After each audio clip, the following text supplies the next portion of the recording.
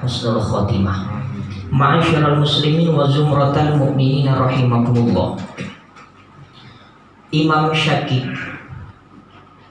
ketika sedang berjalan bersama anak-anaknya ke pasar, beliau membeli buah semangka untuk dibawa ke rumah dan diberikan kepada istrinya. Sesampai di rumahnya, istrinya kemudian membelah semangka tersebut, kemudian dimakanlah semangkanya, kemudian terasa hambar, kemudian istrinya marah-marah. Imam Syakib ketika istrinya marah karena hambarnya semangka, dia terdiam dan tenang sampai istrinya itu diam marah karena semangka yang dibeli. Pertanyaan Imam Syakib setelah istrinya diam, kepada istrinya beliau bertanya, apakah yang engkau marahi wahai istriku? Apakah kepada si penjual?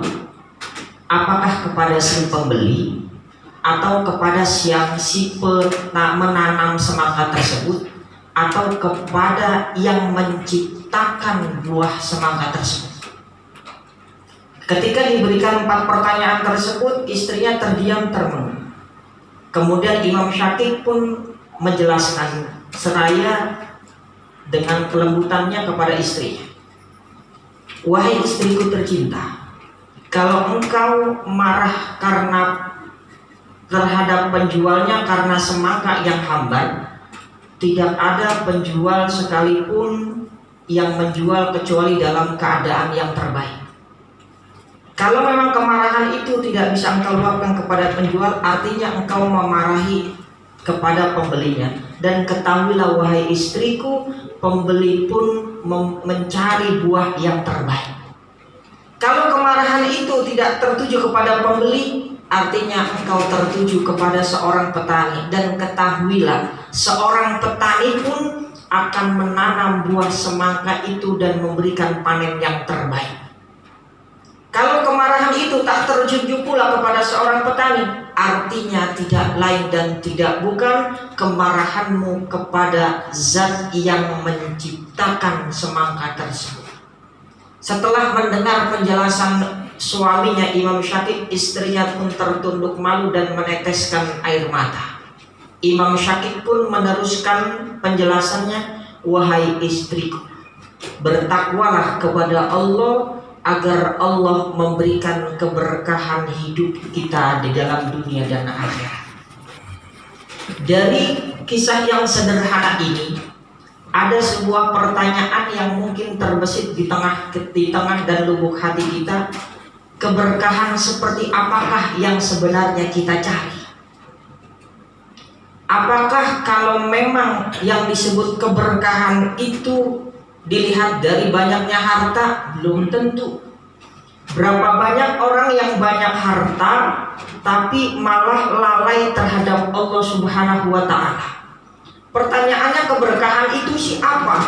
Definisi keberkahan yang sederhana adalah ziyadatul khair li ta'atillahi wa li ta'ati rasulillah. Keberkahan itu artinya adalah bertambahnya sebuah kebaikan terhadap kehidupan kita dan kita terus dapat taat kepada Allah dan Rasulnya. Artinya apa? Kalau memang kekayaan yang menyebabkan diri kita lalai kepada Allah dan Rasulnya, artinya kekayaan itu tidak membawa keberkahan untuk kita. Tapi tidak semua kemiskinan itu tidak berkah. Berapa banyak orang yang miskin tak punya harta, sholat jamaah tiap waktu ada di masjid.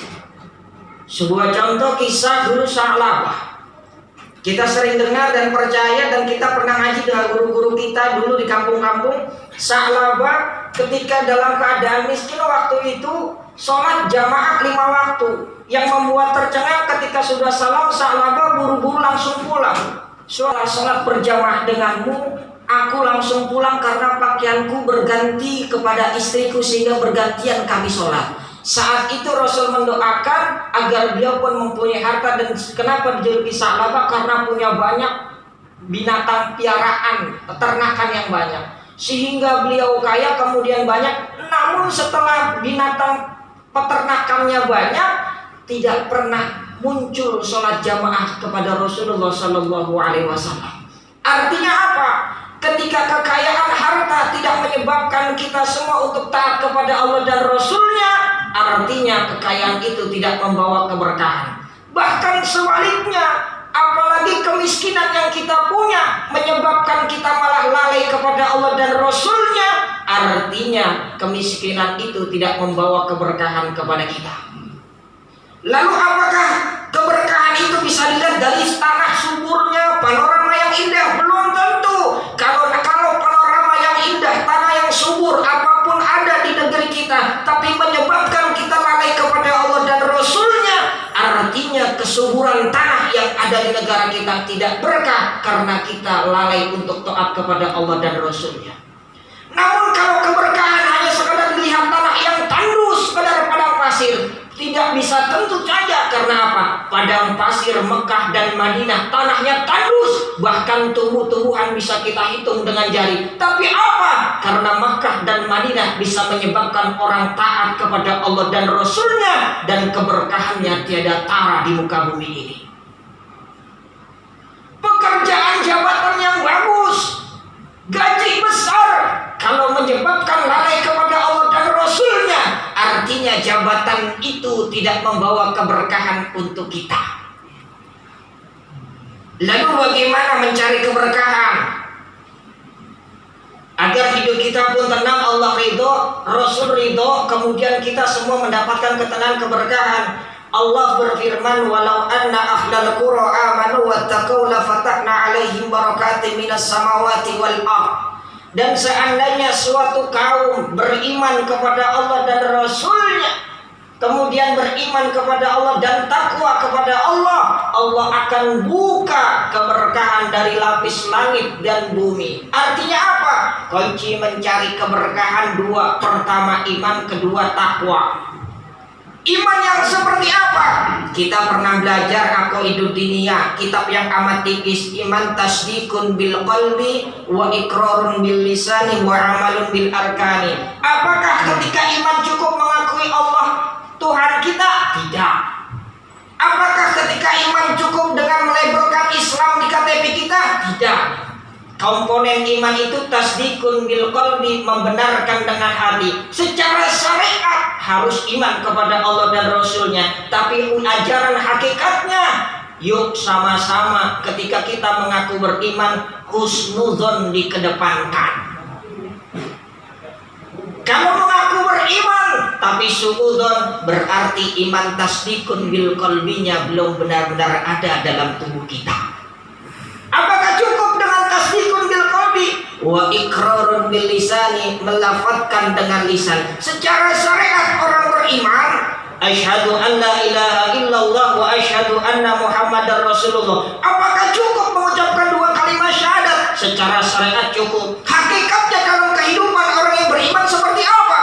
Yuk sama-sama dalam kehidupan kita, setiap hari, setiap waktu, ucapkan dari lisan kita sesuatu yang sama dengan syahadat Allah dan Rasulnya, diantaranya dengan kejujuran dan lemah lembut. Kalau ditanya masih beriman, iya, tapi dia masih bohong, artinya ikrar bil lisaninya belum sepadan dengan pengakuannya dalam syahadatnya. Ketiga komponennya amalun bil arkan, mengaplikasikannya dalam kehidupan. Ketika mengaku beriman tetapi masih hasut terhadap tetangga, ketika beriman tetapi masih dengki terhadap sesama, ketika beriman dia masih julid terhadap sesama, artinya amalun bil arkan, orang beriman yang diajarkan oleh Rasulullah tidak sejati dalam kehidupannya.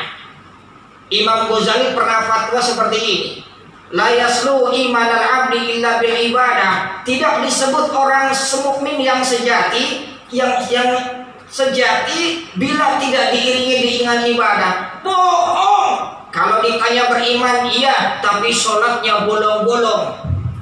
Bohong. Ketika ditanya beriman, tapi tidak berbuat baik terhadap sesama. Bohong. Kalau dia mengaku beriman, tetapi terhadap orang tua masih membantah dan ingkar terhadap ajaran Allah dan Rasulnya. Kalau ingin cari berkah, iman kita yuk biar benar. Yang kedua apa? Wattaqau, bertakwa. bertakwa secara garis besar, menjalankan perintah Allah dan Rasulnya. Tugas kita cuma taat. Sami'na wa ata'na. Rasul jaminannya surga. Nabi langsung yang ngasih wahyu malaikat Jibril, jaminannya surga. Dalam surat Al-Baqarah 2 ayat sebelum terakhir, sami'na wa ata'na. Kami dengar ya Rabb, kami taat ya Rabb. Rasul dan Nabi taat sama Allah dan Rasul. Kita Nabi bukan, ulama bukan, jabatannya pas-pasan, bahkan ilmunya pun pas-pasan, ngedenger kagak, taat kagak, pengen hidup berkah. Bagaimana keberkahan kasih sayang Allah akan kita terima? Tugas kita cuma taat.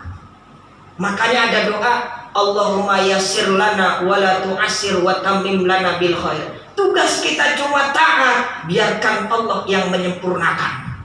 Cuma terkadang maaf, kita terlalu ego, merasa mampu dengan akalan pikir kita. Karena kita mentang-mentang kenal orang DPR gampang, kita kenal ilmu, kita paham gampang. Padahal kalau Allah tidak berkehendak, sehebat apapun pintar kita, sehebat apapun kolega kita, setinggi jabat apapun kita di dunia ini, kalau Allah tidak berkehendak tidak akan punya apa-apa. Ma'asyiral muslimin wa zumratal mu'minin rahimakumullah, fa akhadnahum bima kanu yaksibun. Kunci keberkahan dua, iman dan takwa. Lantaran kita nggak seperti itu, wajar punya harta diambil kembali, punya jabatan diambil kembali karena kita nggak taat kepada Allah dan Rasul. Ma'asyiral muslimin wa zumratal mu'minin rahimakumullah. Kesimpulan yang saya sampaikan, pertama, hidup ini yuk sama-sama nyari keberkahan. Keberkahan itu apa? Yaitu bertambah kebaikannya kepada taat kepada Allah dan Rasul. Kalau ternyata kita hijrah dan lain malah gak taat kepada Allah dan Rasul, apapun profesi kita, artinya itu tidak ada keberkahan. Mencari keberkahan itu bagaimana? Kuncinya dua, iman dan takwa. Imannya benar, takwanya mantap, insya Allah keberkahan akan turun. Ketiga, bagaimana kita menanggulangi kesalahan yang sudah kita lalui sehingga keberkahan itu tidak datang? Sama-sama sholat sunnah taubat. Sholat sunnah taubat sampai kapan? Sampai Allah memanggil ruh kita. Artinya apa? Selama kita hidup, ayo jangan pernah lepas sholat sunnah taubat. Karena apa? Rasul saja jaminannya surga. Rasul jaminannya surga, minta ampun 70 kali sampai 100 kali setiap hari. Rasul. Bagaimana dengan kita?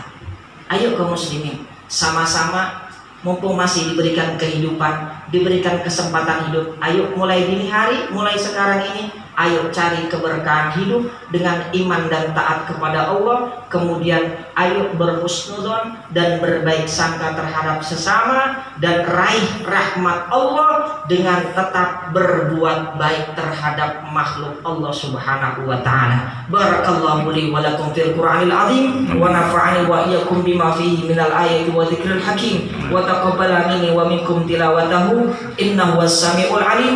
Aqulu qouli hadza fastaghfirullahal azim li wa lakum wa lisairil muslimin wal muslimat fastaghfiruhu innahu wal